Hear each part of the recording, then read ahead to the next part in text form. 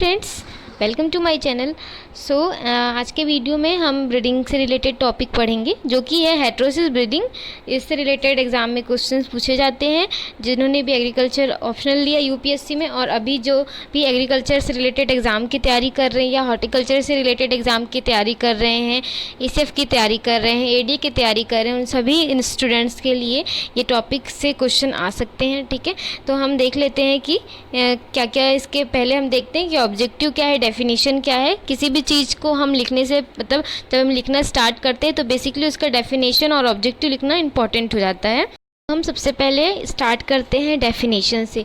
First thing is that कि heterosis जो होता है उसको क्या बोला जाता है, उसको हाइब्रिड फिगर भी बोला जाता है। तो आप कन्फ्यूज़न मत क्रिएट करना अपने माइंड में कि हाइब्रिड फिगर अलग है, हेटेरोसिस अलग है। They both are same.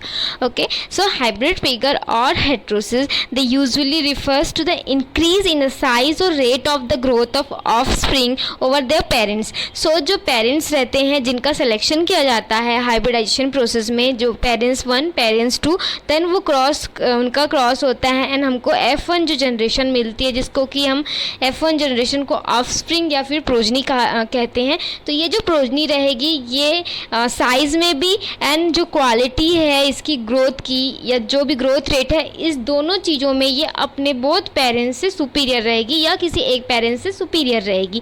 ठीक है, इट मीन्स ये है कि जो भी प्रोजनी आएगा वो सुपीरियर ही रहेगा ओवर द पेरेंट्स। ठीक, तो this is known as the heterosis और जो प्रोजनी है उसको हम हाइब्रिड फिगर के नाम से भी जानते हैं।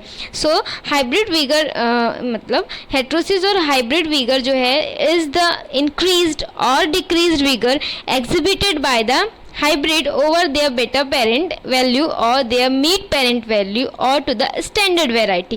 तो इसके भी हाइब्रिड हेटेरोसिस का एस्टिमेट भी 3 तरह से किया जाता है। एक होता है better parent, second one is the mid parent, another one is the standard variety से। ठीक, तो ये हम आगे देखेंगे। और हाइब्रिड जो विगर होता है बेसिकली इंक्रीज्ड और या फिर डिक्रीज्ड विगर के द्वारा एग्जिबिटेड किया जाता है इसको। ठीक है, और इसका जो कैलकुलेशन है ये भी कुछ फार्मूलेज होते हैं, तो वो हम आगे जो है देखते हैं कि बेटर पेरेंट का क्या फार्मूला है, मिड पेरेंट का क्या है और स्टैंडर्ड वैरायटी से कैसे हाइब्रिड परसेंटेज जो है वो निकाला जाता है। Now we see the objectives. Basically first ज़्यादा तो कुछ इसके ऑब्जेक्टिव जो इम्पॉर्टेंट है मैं वही बताऊंगी, ऐसे अननेसेसरी कुछ भी आपको नहीं बताना चाहती। तो पहला ऑब्जेक्टिव ये है कि हाइब्रिड विगर जो है in crop plants they can be increased in yield of fruit or tuber or bulb or reduction in the number of days of flower। so flowering के days में reduction होता है तो उससे क्या होगा, fruiting जल्दी होगा। तो basically क्या अगर हम ऐसा भी बोल सकते हैं कि fruit yield को increase कर रहा है और या फिर reduction कर रहा है flowering के duration पे। और second is मतलब second objective is that so heterosis is credited for the large increase in the production per unit area। it means per unit area जो है वहाँ पर प्रोडक्शन ज़्यादा हो रहा है तो डायरेक्टली हम बोल सकते हैं प्रोडक्टिविटी इंक्रीज़ हो रही है, नॉट प्रोडक्शन। यहाँ पर मैं प्रोडक्टिविटी वर्ड यूज़ कर रही हूँ। तो ये हो गया डेफिनेशन और objective of the heterosis breed. अब हम देखते हैं कि टाइप्स क्या कितने प्रकार के होते हैं या इसका कितना कौन कौन से टाइप्स होते हैं और किस किस बेसिस पे है। तो बेसिकली 2 तरह के क्राइटेरिया में डिवाइडेशन है। पहला जो डिवाइडेशन या टाइप है वो किसके बेसिस पे है कि उनकी उत्पत्ति और उनका जो नेचर है वो किस तरह का है। तो इसके बेसिस पे एक होता है यू हेटेरोसिस या फिर उसको हम बोलते हैं ट्रू हेटेरोसिस। ठीक है, सेकेंड होता है म्यूटेशनल हेटेरोसिस जो कि सडन होता है एंड थर्ड जो होता है वो होता है बैलेंस हेटेरोसिस। ठीक, एंड फोर्थ वाला जो होता है वो होता है स्यूडो हेटेरोसिस और उसको हम लग्जूरियंस भी बोलते हैं।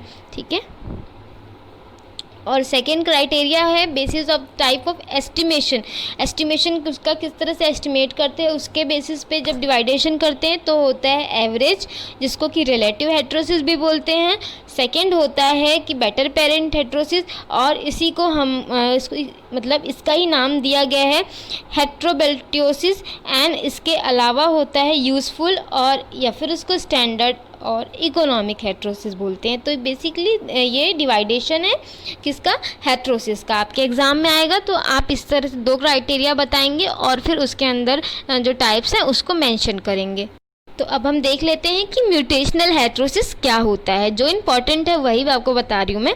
तो म्यूटेशनल हेट्रोसिस में क्या होता है, ये बहुत ही सिंपलेस्ट बोल सकते हैं हम, सबसे सिंपल वे वाला या सबसे सिंपल तरह का हेट्रोसिस होता है या हाइब्रिड विगर होता है। ठीक है, क्या होता है कि जो लिथल्स होते हैं द मोस्टली रेसेसिव और अडेप्टिवली अनफेवरेबल म्यूटेंट्स जो रहते हैं दे आर एदर एलिमिनेटेड और sheltered by the their non lethal dominant. So जो लीथल रहते हैं, ठीक है, जो इनकी लीथल क्या होते हैं, जिनकी डेथ होती है लास्टली। तो जो लीथल वाले जो एलील्स रहते हैं वो बेसिकली जो क्या रहते हैं, रेसेसिव। इट मीन्स वो अपना जो इफेक्ट है वो शो नहीं कर पाते because of the non lethal जो डोमिनेंट जीन रहते हैं, डोमिनेंट एलील रहते हैं उनके कारण। तो जो ये लीथल्स हैं ये रेसेसिव रहेंगे और अनफेवरेबल रहेंगे। ठीक है, मीन्स वो जो कंडीशंस हैं उनमें चेंजेस या अडॉप्ट उनको नहीं कर पाएंगे। तो basically they are adaptively unfavourable mutants, और यही इसी रीज़न के कारण, बिकॉज ऑफ द रिसेसिवनेस के कारण ये क्या होते हैं, या तो हटा दिए जाते हैं या फिर सेल्टरेटेड हो जाते हैं बाय द नॉन लिथल जो डोमिनेंट एलिल्स हैं उनके द्वारा, या फिर जो एडेप्टिवली सुपीरियर एलिल्स रहते हैं उनके द्वारा क्रॉस पॉलिनेटेड क्रॉप्स में। तो this is the term as a mutational heterosis. जब क्या होता है कि नॉन लीथल सुपीरियर अडेप्टिवली जो एलिल्स रहते हैं उनके द्वारा रेसेसिव और नॉन एडेप्टिवली मतलब या फिर अडेप्टिवली अनफेवरेबल जो म्यूटेंट्स रहते हैं जो कि रेसेसिव रहते हैं नेचर, उनको एलिमिनेट किया जाता है। तो ये कहलाता है म्यूटेशनल हेट्रोसिस। आई थिंक ये आपको क्लियर हो गया होगा।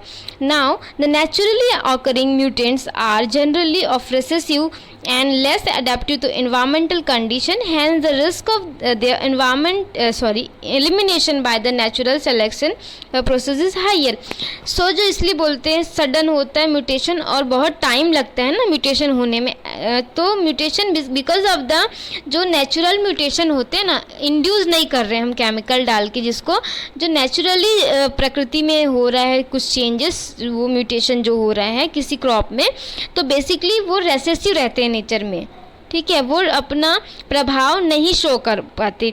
सो इस कारण से, और सेकेंडली वो एनवायरनमेंट का जो कंडीशन रहता है उनमें जल्दी से अडाप्ट भी नहीं कर पाते एनवायरमेंटल कंडीशंस को, इसलिए इनके एलिमिनेशन का जो रिस्क है by the natural selection process के द्वारा वो बहुत ज़्यादा होता है। क्योंकि नेचुरल सिलेक्शन का यही रूल है कि जो अडाप्ट कर पाएगा एनवायरमेंटल कंडीशन को वही सर्वाइव कर पाएगा। तो ये तो लेस अडेप्टिव नेचर के होते हैं, तो इस कारण से, और रेसेसिव भी होते हैं, इसलिए इनका एलिमिनेशन होने की चांसेस बहुत ज़्यादा होते हैं। सो इट्स म्यूटेशनल हेट्रोसिस जो रहता है which give them to chance to be in a population by the sheltering them.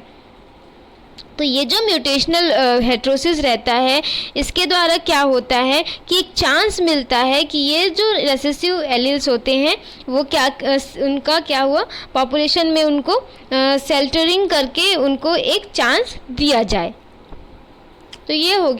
देखते हैं बैलेंस, और बैलेंस भी देखेंगे एंड स्यूडो हेट्रोसिस को भी देखेंगे। ठीक है, तो बैलेंस में क्या होता है, well balance gene combinations which are more adapted to environmental condition and the useful from the agriculture point of view result in the balance heterosis. It means जो दोनों एक जीन के दो अल्टरनेट फॉर्म रहेंगे उनको हम एलील बोलते हैं। तो ये जो जीन हैं उनके बीच जो कॉम्बिनेशन है वो बहुत ही बैलेंस रहता है, और इसी बैलेंस के कारण वो एनवायरमेंटल कंडीशंस में अडेप्टिव नेचर जो है वो शो करते हैं।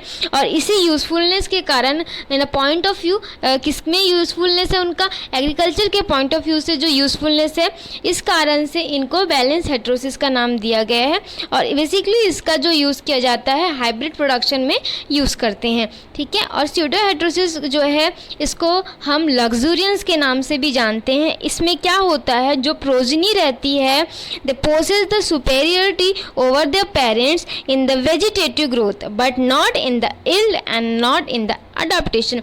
मतलब यहाँ पर जो हमारा F1 जनरेशन आ रहा है वो उनके दोनों जो बोथ पेरेंट्स हैं उनसे सुपीरियर है केवल एक ही क्वालिटी में। अभी तक हमने देखा कि प्रोडक्टिविटी में ज़्यादा है, ग्रोथ रेट भी ज़्यादा है, दोनों में है, तो वो हेटेरोसिस है। बट जब लग्जूरियंस की बात आएगी वहाँ पर क्या होगा कि वेजिटेटिव ग्रोथ में बस ज़्यादा रहेगा ओवर द पेरेंट्स। तो इसका यूज़ ऐसी जगह पे किया जाता है जहाँ पर हमको लीफी वेजिटेबल ज़्यादा लेने हैं, ठीक है, जहाँ पर फ्लावर्स की वैल्यू है, जहाँ पर सीड की वैल्यू नहीं है, वहाँ पर इस तरह के मतलब इस लग्जूरियंस या फिर सीडो हेटेरोसिस का यूज़ किया जा सकता है। तो वही चीज़ है। और एडप्टेशन में और इल्ड में ये जो रहते हैं ये कम रहते हैं over the parents. So usually ये क्या रहेंगे, स्ट्राइल और पूरली फर्टाइल रहेंगे, क्योंकि सीड वाला जो केस है, सीड फॉर्मेशन केस यहाँ पर बहुत ही पुअर है। This concept can not be utilize in hybrid variety production, क्योंकि वैरायटी प्रोडक्शन करने के लिए हमको सीड की रिक्वायरमेंट है और यहाँ पर वेजिटेटिव ग्रोथ हो रहा है। तो बेसिकली इसका यूज़ अगर हमको फॉडर प्रोडक्शन करना है या लीफी वेजिटेबल्स प्रोडक्शन करने हैं और हमको जैसे जिसमें पेटल्स रहते हैं, फ्लावर वाले जो क्रॉप रहते हैं, उनमें यूज़ कर सकते हैं हम इसका। तो ये हो गया आपका सेकेंड। पहला हमने देखा mutational heterosis, another one is the balance and next one is the pseudo heterosis. अब हम देखेंगे एवरेज और रिलेटिव हेटेरोसिस। एवरेज और रिलेटिव हेटेरोसिस में क्या होता है कि जब इसमें हेटेरोसिस का जो कैलकुलेशन है या एस्टिमेशन है वो इस तरह से किया जाता है, यहाँ पर हेटेरोसिस को किसके मतलब किससे रिलेटेड करके एस्टिमेट करते हैं, when the heterosis is estimated over the mid parent. जो मीट पेरेंट है उसके थ्रू उसके ओवर अगर एस्टिमेट किया जा रहा है तो यहाँ पर एवरेज या फिर रिलेटिव हेटेरोसिस वैल्यू निकल के आएगी। सो यहाँ पर ये है कि average of the two parents it is the refers to the average और रिलेटिव हेटेरोसिस। बहुत सिंपल है। F1 जो रहेगा उसको हम क्या करेंगे, मीट पेरेंट्स से माइनस करेंगे और उसका वही हम मीट पेरेंट्स से डिवाइड कर देंगे और इसके बाद हम उसका परसेंटेज निकाल लेंगे। तो यहाँ पर ये चीज़ें बेसिकली यहाँ पर दो पेरेंट्स जो हैं, मीट पेरेंट जो बोल रहे हैं, उनका एवरेज लिया गया है, इसलिए mean value of two parents को MP के हिसाब से डिनोट किया गया है, ठीक है। और हेट्रोबेल्टियोसिस में क्या होगा, जब आप हेटेरोसिस को ओवर द बेटर पेरेंट्स के हिसाब से एस्टिमेट करेंगे तो इसको बेटर हेटेरोसिस कहा जाएगा, ये कहलाएगा, ठीक है। इसका फॉर्मूला ये है कि F1 को हम माइनस करेंगे value of the better parent से एंड देन इसको डिवाइडेशन करने के बाद percentage. Now we see the standard heterosis. Standard heterosis में क्या होता है कि जो हेटेरोसिस रहती है वो एस्टिमेटेड होती है ओवर द स्टैंडर्ड कमर्शियल जो हाइब्रिड रहता है उसके थ्रू, इसलिए इसको स्टैंडर्ड हेटेरोसिस या इकोनॉमिक हेटेरोसिस का नाम दिया गया है। It has a practical importance in a plant breeding. It is also referred to as a useful और इकोनॉमिक हेटेरोसिस। तो यहाँ पर F1 को हम माइनस करेंगे स्टैंडर्ड हाइब्रिड से एंड देन उसका डिवाइडेशन करेंगे स्टैंडर्ड हाइब्रिड से एंड परसेंटेज जो वैल्यू रहेगी वो आपका स्टैंडर्ड हेटेरोसिस के रूप में शो होगी। Now we see the use of heterosis in a crop improvement program. It means plant breeding में क्या यूज़ है हेटेरोसिस का, भी तो हमने देखा कि हेटेरोसिस क्या है, टाइप क्या है, कैसे एस्टिमेट करते हैं, ये सारी चीज़ों के बारे में। तो पहला कि जो इल्ड है ग्रेन की और जो इल्ड की जो स्टेबिलिटी है उसको बढ़ाने के लिए, ठीक है, तो so grain in yield and yield stability offered by heterosis have the prompted use of the hybrid in a several crops. Second is genetic जो yield ability है has been increased greatly and thus total production has been increased with the minimum dependence on the chemical inputs like fertilizer और जो भी insecticide fungicide ये सब and the maximum use of the biological power. So इस तरह से जो genetic ability है वो भी इंक्रीज़ हो रही है यील्ड की। इसके अलावा enthusiasms and funds have been directed to hybrid breeding in a part because of the proven shown efficiency of the inbreed hybrid method for the producing products that farmer need and want, and in the part because of private capital was attracted to the profit potential of hybrid breeding and sales। तो यहाँ पर क्या हो रहा है, funds भी मिल पा रहे हैं डायरेक्ट, क्योंकि यहाँ पर जो प्राइवेट कैपिटल्स हैं वो अट्रैक्ट हो रहे हैं because of the profit potential जो है हाइब्रिड ब्रीडिंग का, उसके कारण। सो द नेक्स्ट है कि द इनब्रीड और जो हाइब्रिड मेथड्स रहते हैं, they has given breeder greater precision in developing, identifying and multiplying the best hybrid genotype in cross pollinated crops. तो बेसिकली इसलिए हेट्रोसिस का यूज़ किया जाता है। तो आज के वीडियो में हमने हेट्रोसिस को डील किया। जल्दी मेरा नया वीडियो आएगा, ठीक है। तो आप कंटिन्यू वीडियो देखते रहिए और पूरा वीडियो देखिए, तो आपको जो चीज़ें हैं वो क्लियर अच्छे से